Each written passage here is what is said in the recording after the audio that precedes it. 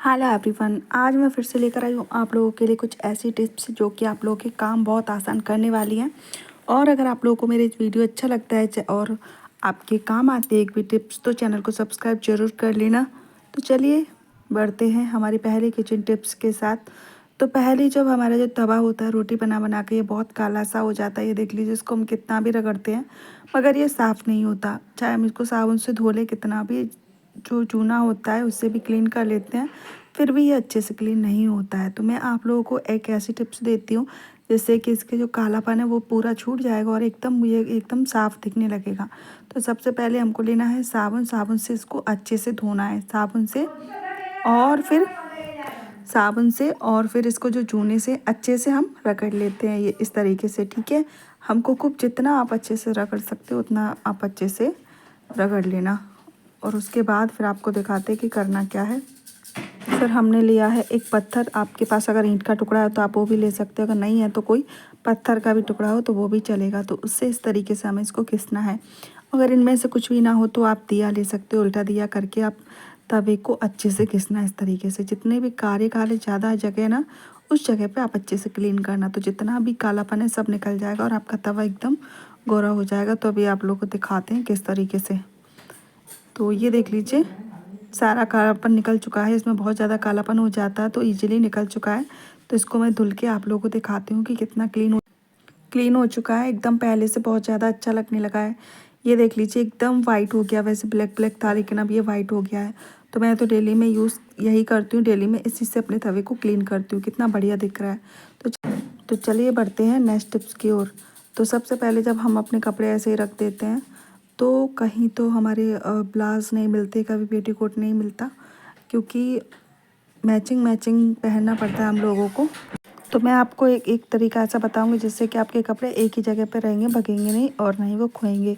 जब हमको ज़रूरत रहेगी वो हमको तुरंत मिल जाएंगे। तो हमको साड़ी को इस तरीके से घड़ी करना है और इसके अंदर ही अपना पेटीकोट और ब्लाउज रख देना है, जिससे कि हमको जब ज़रूरत रहेगी तो एक साथ में ही जब हम साड़ी निकालेंगे तो साथ में ही पेटीकोट और ब्लाउज में मिल जाएगा।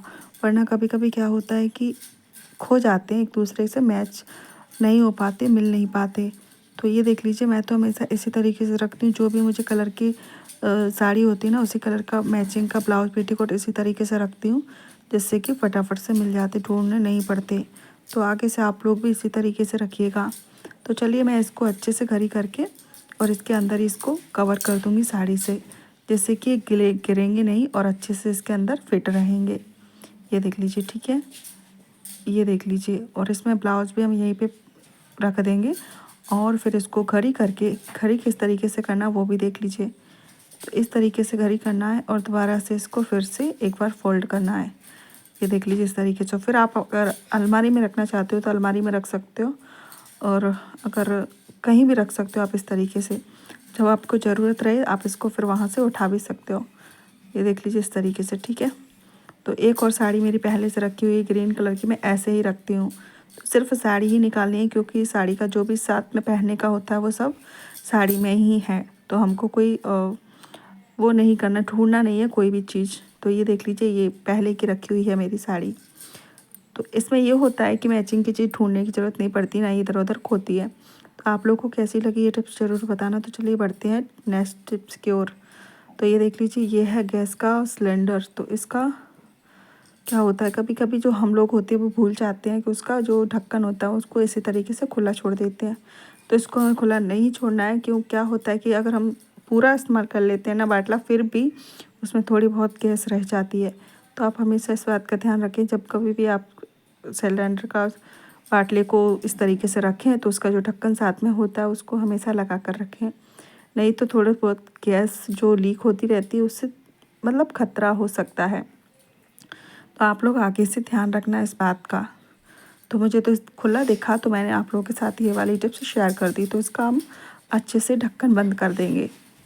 तो ये देख लीजिए, और जब आपको ढक्कन खोलना हो ना तो ये जो डोरी होती है इसको खींचना पड़ता है, फिर ये ढक्कन खुलता है। बहुत लोगों को ये बात पता नहीं होती, लेकिन मैं आप लोगों को बता देती हूँ कि ये डोरी खींचनी पड़ती है, फिर उसके बाद ये ढक्कन खुलता है। ठीक है, इसको खींचना, ऊपर से एक हाथ से ढक्कन को ऊपर खींचना, तो इजीली खिल जाता है ये। तो चलिए फिर दिखाते हैं आप लोगों को, बढ़ते हैं नेक्स्ट टिप्स की ओर। तो क्या होता है कि जब हम लहसुन को छीलने के लिए बैठते हो, ये नया वाला लहसुन आया आपकी बार हमारे घर, तो इसको जितना मैं छीलती हूँ उतनी परतें इसमें से अंदर से निकलती जाती हैं। तो इसको छीलते छीलते मुझे मम्मी याद आ गई, तो मैं ऐसे छीलते छीलते परेशान हो गई थी। ये देख लीजिए, इस तरीके से जितनी उसमें हम परतें निकालते उतनी ही नई नई परतें निकलती चलती, लेकिन वो क्या होता है कि वो निकलती नहीं, छिलती नहीं, बहुत ज़्यादा परेशान हो गई थी। तो आप लोगों को दिखाती हूँ कि लहसुन छीलने का नया तरीका कौन सा है, जिससे कि लहसुन छीलने में कोई भी दिक्कत नहीं आएगी। आप फटाफट से 1 किलो लहसुन छील सकते हो। किस तरीके से, तो चलिए अभी दिखाती हूँ। तो हमको लेना है तवा। तवे के ऊपर जितनी भी आपकी लहसुन की जो कलियां हैं उनको हम अलग अलग निकाल के तवे पे इस तरीके से डाल देंगे। अगर आप लोगों को मेरा थोड़ा सा वीडियो अच्छा लगता है तो चैनल को सब्सक्राइब जरूर करना और वीडियो को लाइक ज़रूर करना। कौन सी टिप्स आपके काम आई वो भी आप कमेंट बॉक्स में कमेंट ज़रूर करके बताना। तो जितनी भी आपको लहसुन छीलना उस हिसाब से कली निकाल लीजिए, अलग अलग कर लेना है हमें। ये देख लीजिए, इस तरीके से लहसुन की जो गट्टियाँ होती है ना, उसमें से हम कली को निकाल निकाल के हमको जितनी ज़रूरत है, क्योंकि आज मैं बना रही हूँ मेथी आलू की सब्ज़ी, तो मेथी आलू की सब्ज़ी में लहसुन का टेस्ट बहुत अच्छा होता है। तो लहसुन हम बहुत सारा डालेंगे। तो अलग अलग इसकी हम पोती निकाल के फिर आगे दिखाते हैं कि हम क्या करेंगे। तो चलिए अब हम चलते हैं गैस के पास। तो गैस को हमने कर दिया है ऑन।